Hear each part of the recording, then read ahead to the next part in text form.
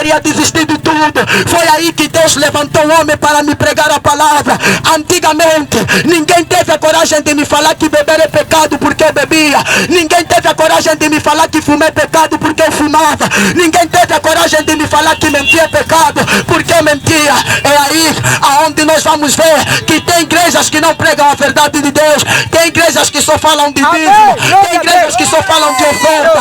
Até você pode querer cantar no grupo coral, mas o que adianta cantar no grupo coral se você própria sabe que você é uma fofoqueira, que você tem um coração podre, sujo, que você tem 2 namorados, 3 namorados, aleluia, dentro da igreja é uma saia comprida, mas fora da igreja é um calção curto, é uma tuna baby. Então é ali onde você consegue perceber que algumas igrejas não pregam a verdade de Deus, mas nós estamos aqui para te pregar a verdade, para pregar uma mensagem que pode te levar para o céu.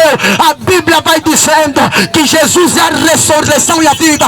Eu quero dizer uma coisa para você: se você entregar a tua vida para Jesus, se você largar o pecado, ainda que te levem no cemitério da Catumbela, mas o Espírito Santo vai recolher a tua alma e vai dizer: seja bem-vinda na casa do meu Pai, lugar onde não haverá choro, onde não haverá dor, onde não haverá tristeza, onde você vai estar com Jesus, onde você viverá eternamente. Mas para isso você precisa se posicionar e fazer uma analogia dentro do teu coração para saber qual é o pecado que está prendendo você.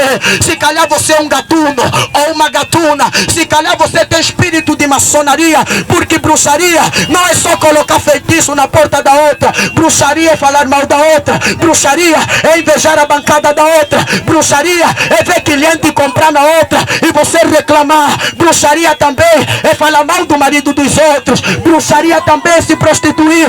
Então você precisa se libertar desses pecados, porque enquanto você estiver preso nesses pecados, a tua vida não vai melhorar. Não significa que quando entregamos a nossa vida para Jesus, tudo vai bem na nossa vida, mas há pessoas que quando lhe metem tala, correm rapidamente nos quindandeiros. No ano de 2020, eu fui vítima de tala nas minhas mãos, aleluia, graças a Deus que as minhas mãos não encheu, porque no momento que eu recebi tala nas mãos, eu repreendi aquela tala, amém, e pelo nome de Jesus caiu por terra.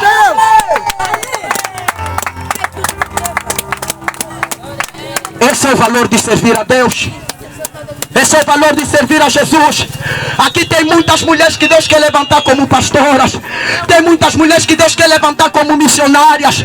Tem muitas mulheres que Deus quer levantar como obreiras.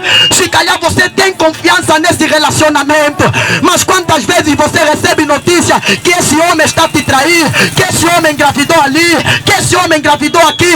Será que você tem paz dentro deste casamento? Será que você tem paz dentro deste relacionamento?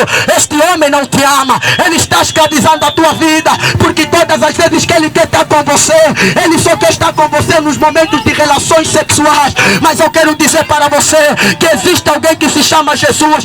Ele te precisa em todos os momentos. Quantas vezes você passou por uma enfermidade que pensaste que ias perder a vida, mas de repente Jesus Cristo soprou nos teus ouvidos, tocou na tua cama em que estavas acamado e permitiu com que você levantasse. Não há ninguém que te ama mais do que Jesus. Louvado seja o nome de Deus. Palma para Jesus. Aleluia. Aleluia. Aleluia. Aleluia. Então venha para Jesus. Faça uma retrospectiva dentro de você mesmo. Faça uma analogia dentro de você mesmo.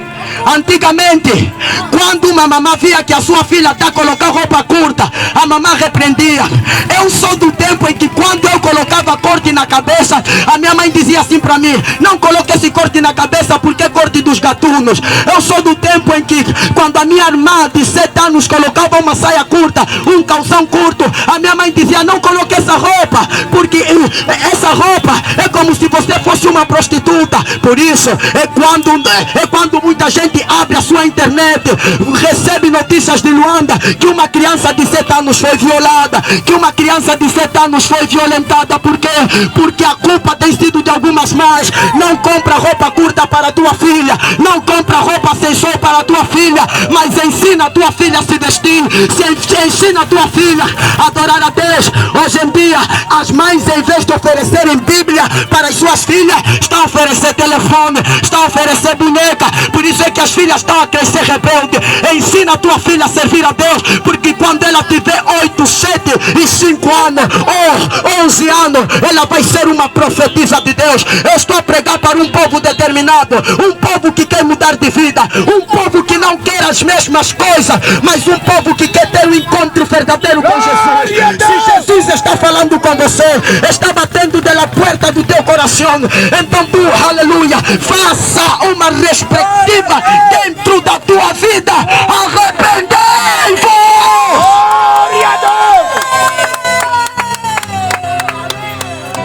Aleluia!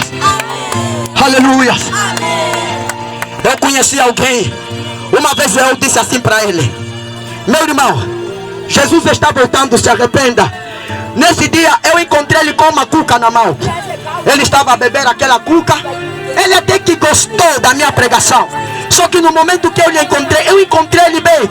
Só que depois de 2 meses recebi notícia que ele morreu porque foi vítima de muqueca. Eu fiquei, meu Jesus, como é que ele morreu? O porquê que ele morreu?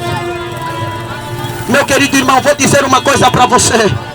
Um dia você vai morrer. Um dia vão colocar o teu corpo no caixão. E os teus amigos que dizem que te amam serão os primeiros a te abandonar no cemitério. Eu imagino quando os coveiros colocarem a última areia no teu caixão e a tua família dizer que a tua alma descansa em paz. Acabou. A mulher mais bonita do bairro agora vai ser comida pelo salalé. A mulher mais bonita do bairro vai virar pó. O homem mais bandido do bairro vai virar pó. Quero dizer para você, não se vangloria por aquilo que tu és, mas você precisa se analisar, entregar a tua vida para Jesus. Você pode morrer no acidente de carro, você pode morrer no acidente de moto, você pode dormir e já não podes mais acordar. O mais doloroso é saber que uma mulher grande, um homem grande está sendo levado na morgue, sem chance de respirar, sem chance de se levantar. Só que a Bíblia fala do céu e fala do inferno também. A Bíblia fala de 2 caminhos. Fala do primeiro caminho, que é a porta estreita, e do segundo caminho, que é a porta larga. E muita gente está entrando na porta larga, a porta que leva para o inferno. Quero dizer para vocês que o sítio onde tem mais grito é no fogo do inferno. Tem meninas de 14 anos no inferno, de 21 anos, de 25, de 30, de 45. Tem muita gente naquele lugar pedindo: Jesus, me dá um copo de água, porque este lugar é tenebroso. Jesus, eu quero sair daqui. Só que no inferno só tem porta de entrada e não tem porta de saída. Não tem água para você beber, não tem comida para você comer. Aquele lugar é o lugar mais terrível sobre a face da terra. Não há saída no inferno.